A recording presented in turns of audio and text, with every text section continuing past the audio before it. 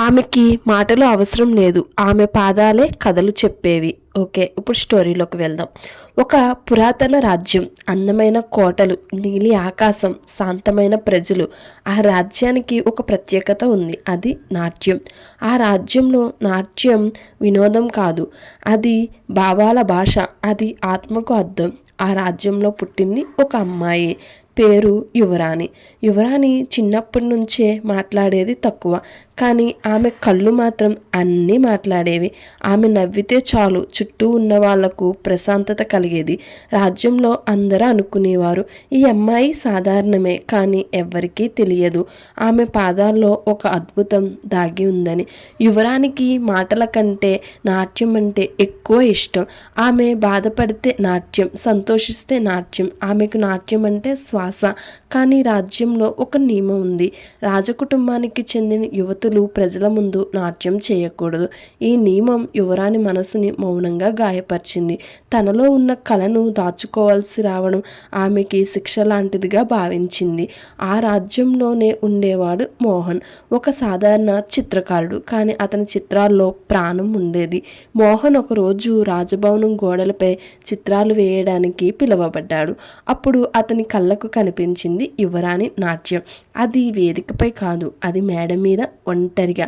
పాదాల చప్పుడు లేదు, గజ్జల శబ్దం లేదు, కానీ ఆ కదలికల్లో ఒక ప్రపంచం ఉంది. మోహన్ అక్కడే నిలబడ్డాడు.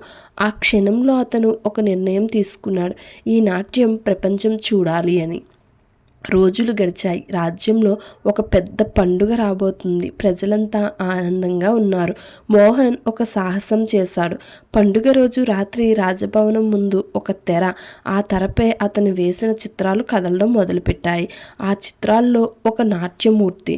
ప్రజలు ఆశ్చర్యపోయారు, ఇది ఎవరు, ఇంత అందమైన భావం ఎప్పుడూ చూడలేదు అని అనుకున్నారు. ఆ సమయంలో యువరాణి తన గదిలో ఉంది. బయట చప్పట్లు వినిపించాయి. అది నాట్యానికి వచ్చిన గౌరవం. ఆమె కన్నీరు పెట్టుకుంది. అది బాధ కాదు, అది గుర్తింపు. అంతలో రాజు అక్కడికి వచ్చాడు. చిత్రాన్ని చూశాడు, అందులోని భావాన్ని అర్థం చేసుకున్నాడు. అప్పుడు రాజు అన్నాడు, ఈ నాట్యం రాజ్యం కాదు, ఇది ఒక మనసు స్వరం. ఆ క్షణం నుంచి నియమం మారింది.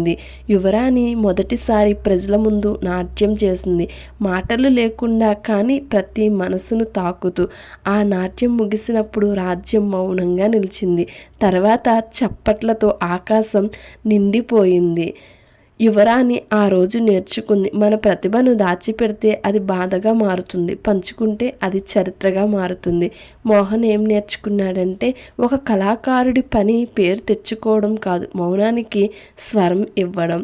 ఈ కథ యొక్క సందేశం ఏంటి? మాటలు లేని ప్రతిభ కూడా సరైన అవకాశం దొరికితే ప్రపంచాన్ని మార్చగలదు. స్టోరీ నచ్చినట్లయితే ప్లీజ్ లైక్ అండ్ సబ్స్క్రైబ్.